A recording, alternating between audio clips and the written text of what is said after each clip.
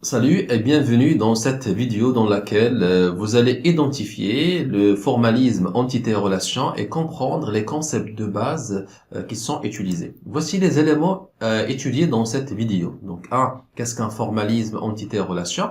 Qu'est-ce qu'une entité? Qu'est-ce qu'une relation? Qu'est-ce qu'une propriété?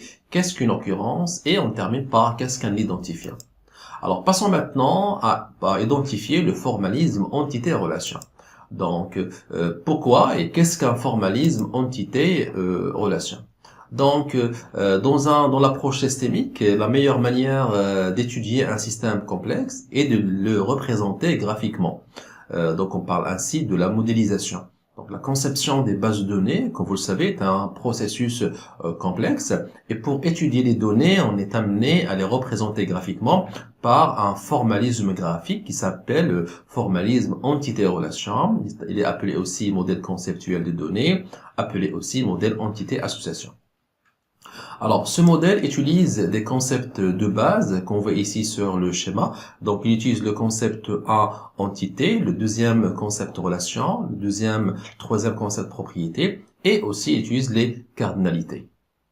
Alors, nous allons d'abord identifier le concept entité. Alors, qu'est-ce qu'une entité? Donc, dans un système, par exemple, dans un organisme, donc un système peut être un organisme, peut être une personne, peut être une voiture. Donc, on trouve des objets qui sont utilisés. Donc, une entité est une modélisation d'un objet utilisé dans le système. Alors, une entité est représentée graphiquement, qu'on voit sur le schéma, par généralement un rectangle. Dedans, on met le nom de l'entité.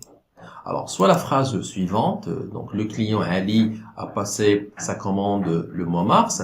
Donc, d'après cette phrase-là, on distingue le premier objet, qui est le client Ali, et le deuxième objet, qui est la commande du mois de mars.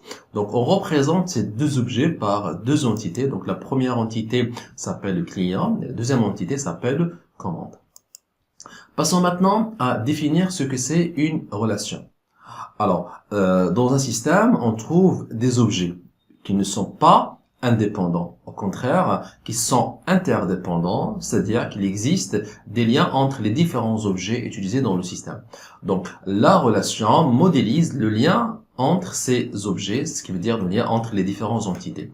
Alors, ici, vous voyez dans le schéma, donc on modélise une relation par un ovale dans lequel on met le nom de la relation. Donc, le nom de la relation, généralement, il est exprimé par un verbe. Alors, par exemple, dans la phrase suivante, le client Ali a passé la commande pendant le mois de mars. Donc, dans l'exemple précédent, on a déjà dégagé deux entités qui sont client et commande. Et maintenant, on va modéliser la relation entre les deux entités client et commande qui est exprimée par le verbe passer. Donc, on dit le client, on lit ce schéma par le client a passé la commande. Alors, passons maintenant à un autre concept qui est propriété. Alors, qu'est-ce qu'une propriété? Alors, par exemple, les objets dans le système réel, ils sont caractérisés par une ou plusieurs caractéristiques. Par exemple, une voiture ou un véhicule est caractérisé par la marque, le type, la couleur et le numéro d'immatriculation. Donc, en fin de compte, une propriété, qu'est-ce que c'est? C'est une modélisation d'une caractéristique d'un objet. D'accord? Donc, une propriété aussi est rattachée à une entité ou à une relation et il est unique. Ça veut dire une propriété, donc une caractéristique, elle est liée soit à une entité ou bien il est lié soit à une relation. Donc, il est unique dans le modèle conceptuel des données, c'est-à-dire qu'on ne trouve pas deux fois la même propriété. Donc, on le trouve juste une seule fois.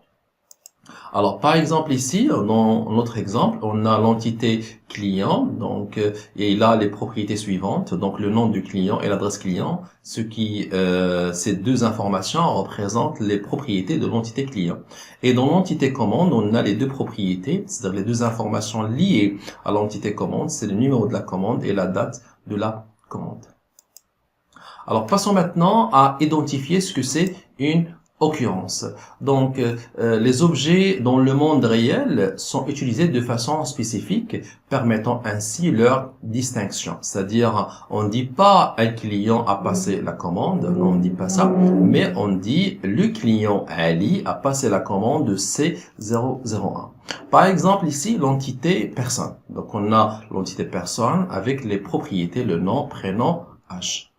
Donc, les occurrences que peut avoir cette entité, par exemple, donc dans le monde réel, on ne trouve pas une personne, mais on trouve une personne qui s'appelle Bahar Mohamed, le nom Bahar, le prénom Mohamed, qui a l'âge 34, par exemple. On trouve une autre occurrence, c'est-à-dire un autre objet, une autre personne dans le monde réel qui s'appelle Daif Abdullah, qui a l'âge, par exemple, 45, et une troisième occurrence, Ibrahim Ahmed, 25.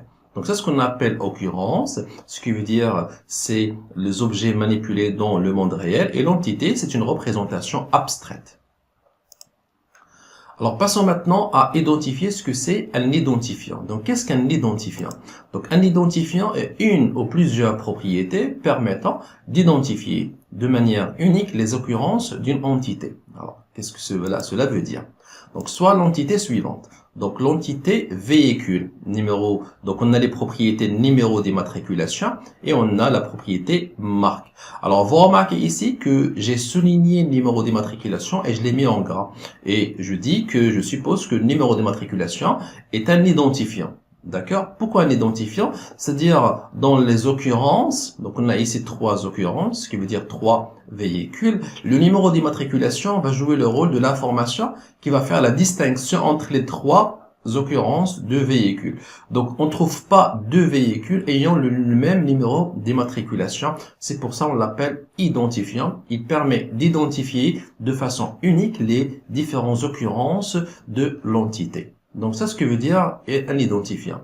Donc, aussi ici, dans le cas ici, nous avons l'entité véhicule. On trouve la propriété d'immatriculation qui représente l'identifiant.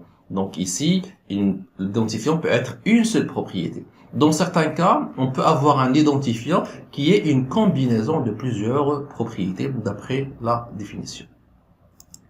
Donc voilà une introduction sur le formalisme entité-association, ou bien entité-relation, ou bien le modèle conceptuel de données, ou bien le modèle entité-association, ce que vous voulez. Donc merci de regarder cette vidéo et si vous avez des questions ou des suggestions, n'hésitez pas à me laisser un commentaire, je le lirai, je répondrai. Merci encore une fois et je vous dis excellente journée.